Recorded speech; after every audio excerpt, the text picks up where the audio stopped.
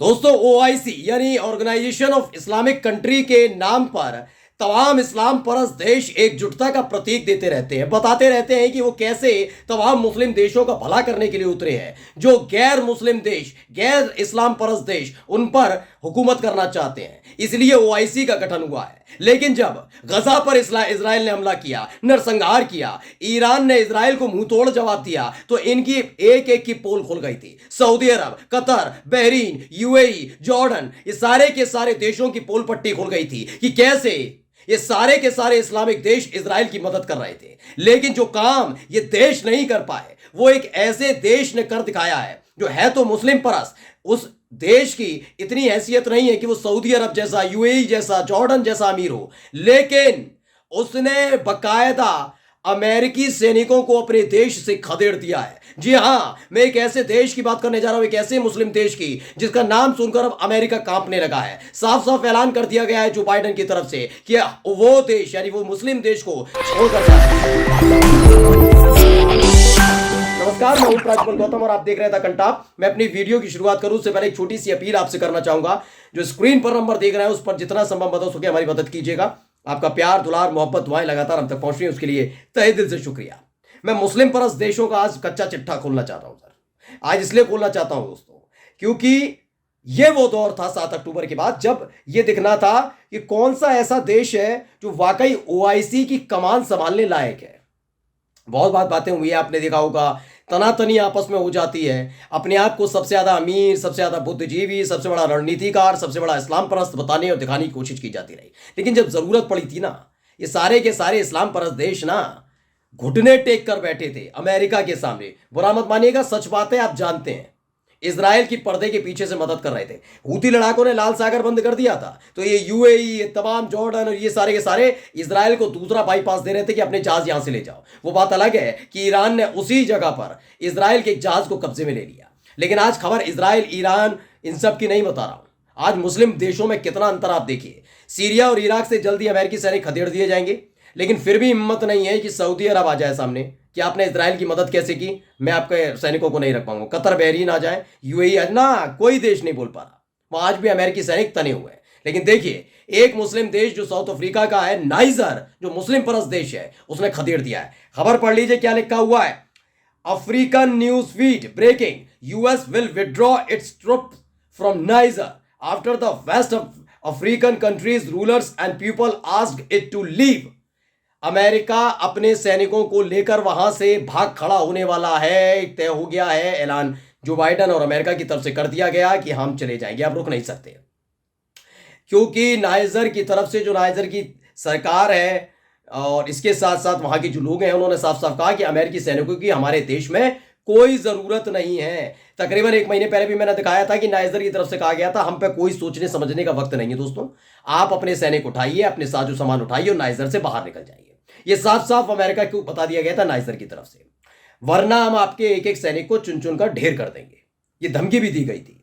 फिर एक कहा गया एक बार सर्वे करा लीजिए, अपने लोगों से भी पूछ लीजिए। लोगों से पूछा गया, उन्होंने कहा कोई जरूरत ही नहीं है हमें, हमारा देश नाइजर है, मुस्लिम देश है, अमेरिकी सैनिकों की जरूरत क्या जरूरत है, क्यों मुझे। अब देखिए खबर एक और छपी है, स्प्रिंटर फैक्ट्री ने डाला, क्या छापा, the New York times sitting American officials. हवाला दिया गया अमेरिकी अधिकारियों का और न्यूयॉर्क टाइम्स ने खबर छापी, more than 1000 US troops will leave niger in the coming month. यानी 1000 से ज्यादा ऐसे अमेरिकी सैनिक ट्रूप्स हैं जो नाइजर को छोड़ने जा रहे हैं। अब 1-2 महीने के भीतर ही खाली हो जाएगा। Attempt to salvage military corporation agreement with Niger's military government fails. बताया गया कि जो बातचीत की जरिया था कि अमेरिका के प्रशासन बात कर रहा था नाइजर के प्रशासन से कि हम रुकते हैं, देखते हैं आप क्या ये करेंगे। उन्होंने कहा जरूरत क्या है, ये देश नाइजर्स का, हम नाइजरी हैं, हम मुस्लिम हैं, ये हमारा देश, हमारी मिट्टी, हमारी धरती, हमारा वतन। आप हो कौन, आप क्या संभालोगे, नहीं हो कौन, पहले आप अपना देश संभालो जाकर।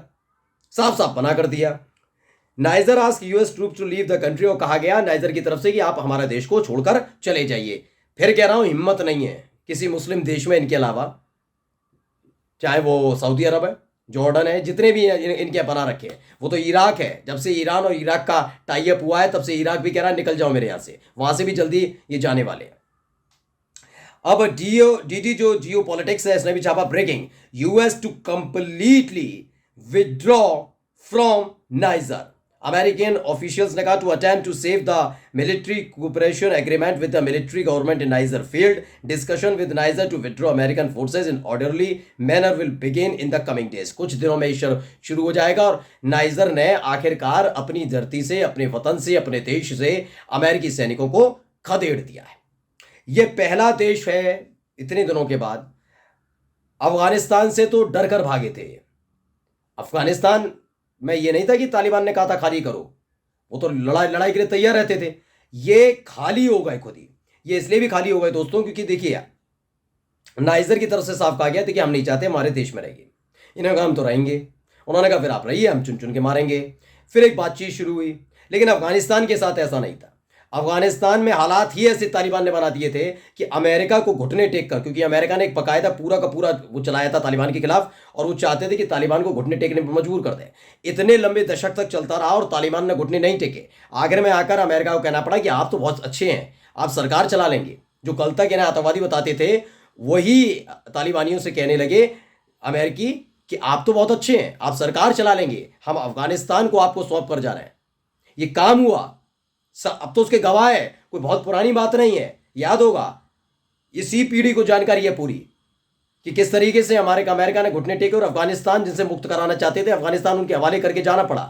यानी अमेरिका वहां डर गया। यहां नाइजर में यहां भी कुछ कुछ ऐसी कहानी है, लेकिन नाइजर को छोड़कर जाने के लिए तैयार नहीं थे। तो नाइजर ने कहा यह मत सोचिए, छोटा देश है, जहां मिलेंगे वहीं ठोक देंगे अमेरिकी सैनिक। तो आखिरकार बातचीत हुई, अब जा रहे हैं। अब यह बताइए कितने ऐसे देश हैं, छोड़ दीजिए, गजा की मदद मत करिए, वो हमास अपने आप कर लेगा, फिलिस्तीन अपने आप कर लेगा, मत करिए इजराइल पर भी हमला। मुझे इतना बता दीजिए कैसे मुस्लिम परस्त देश है जो अमेरिका की गुलामी कर रहे हैं। इन इन इन देशों में अमेरिकी बेस कैंप का मतलब है क्या, मैं जानना चाहता हूं। सऊदी अरब कहता है मैं बहुत ताकतवर, यूएई कहता है मैं बहुत ताकतवर, कतर अपने आप को बताता है, बहरीन अपने आप को ताकतवर बताता है। भाई तुम अगर ताकतवर हो तो अमेरिकी सैनिकों की जरूरत क्या है? क्योंकि अमेरिका को आप मजबूत कर रहे हैं अपने देश के जरिए। अमेरिका के पास मिडिल ईस्ट में ताकत बनाए रखने के लिए इन देशों का इस्तेमाल हो रहा है। और देखिए कि ऐसी स्थिति बन चुकी है कि अमेरिका इन्हीं के सामने, इन्हीं के देश में रहने वाले अमेरिकी सैनिकों का इस्तेमाल दूसरे मुस्लिम परस्त देश को बर्बाद करने के लिए करता है। ये आराम से अमेरिका कर रहा है। और ये मूक दर्शक बने देखते रहते हैं, नहीं चाहे कोई भी है, हमारा दोस्त तो है तो ताकतवर ना अमेरिका, हमें अमेरिका से मतलब है। इस्लामिक तो कंट्री तो हम भी है ना, सब हट जाएंगे ना, सब मर जाएंगे, उसके बाद हम ही बचेंगे। ये ऐसी गफलत में जिंदा है। लेकिन नाइजर ने भगा दिया, खदेड़ दिया एक एक अमेरिकी सैनिक को, और जा रहे हैं सारे सब छोड़ कर भाग रहे हैं। और ये अपने आप में बहुत बड़ा इतिहास है कि आखिरकार नाइजर जैसे एक छोटे और तंग हाली वाले देश ने कैसे अमेरिका को उसकी औकात याद दिला दी। नमस्कार।